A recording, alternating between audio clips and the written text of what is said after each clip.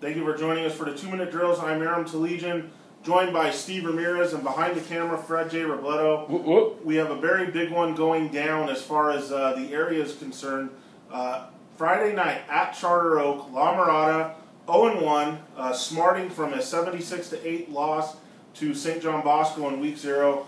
They will be hitting town to take on Charter Oak, who's fresh back from their Vegas run in which they beat Green Valley. Charter Oak 1-0.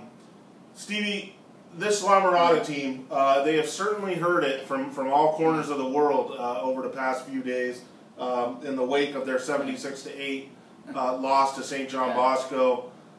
Are they ready to get up and play another big game? I think they are. I mean, I know Coach Machete. He's the type of coach, if anyone can convince a team to put the past behind them, he's that type of coach.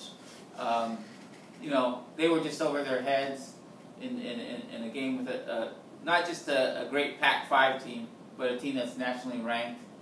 You know, arguably one of the top programs in the state the last few years. This is more at their level, so this is going to be a pretty good test for them.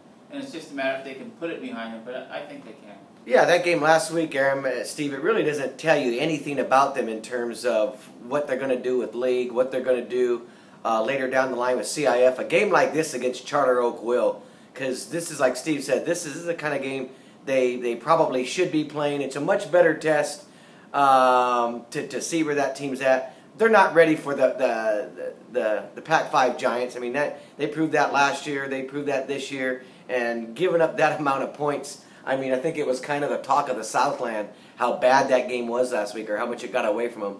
And Charter Oak, look, they're going to be a super, super good test. Eccles had that great week last week in Nevada.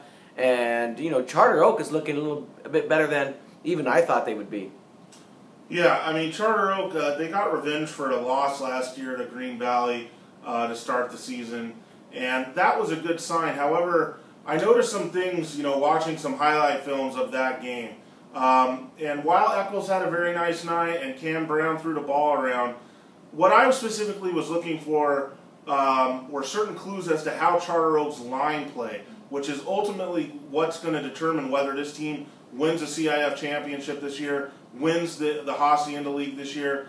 And that line play, I don't know, it still looked a little concerning to me, and I'll tell you why. On a lot of the pass plays, there was a guy maybe a step or two away from getting to Cam Brown. And you can look sometimes when you watch these things, and you can kind of tell what coaches think about their own talent. Now, if you call Big Lou up and ask him, hey, how's your offensive line? If you're one of us, hey, they're a tough group of kids, they try hard, you know, maybe not the biggest this and that. But if you want an even better clue into how big or how good or how bad that offensive line is, all you have to do is kind of watch their plays. They were doing quick hitters, okay, which tells you right there they really don't think that they have enough time to let Cam Brown drop back and let a guy get 30, 40 yards downfield and have a deep passing game. They were doing quick hitters. They were doing a lot of east-west stuff. This is a problem for Charter Oak because this is sort of the wall that they've run into against La Mirada last year in a 48-28 loss, against Colony in the semifinals, even against Glendora in a game that they lost.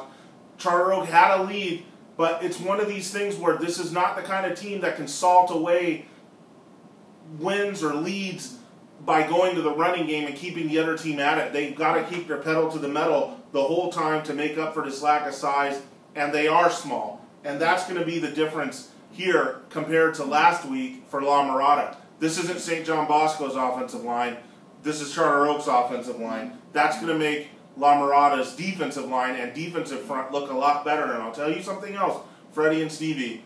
If you think for a second that La Mirada's Charter Oaks receivers, and they're a very nice group of them, are going to be getting the kind of separation that they got on Green Valley, that kind of separation against La Mirada, you have another thing coming. La Mirada is going to be running with these guys stride for stride. So this is really setting up to be an interesting matchup, because I think La Mirada still probably has the edge at the line of scrimmage, at least as far as their defensive front going against Charter Oak's offensive front. And I bet if you could notice that type of play calling that they had against Green Valley, I'm sure that the La Mirada coaching staff is going to see that, right, and they're going to try to take away those short passes which will allow their defensive front to make an impact on the game, I think. Right. Now, conversely, Charter Oak, their defensive front going against La Mirada's offensive line. Now, La Mirada's offensive line is not the same force that it was last year.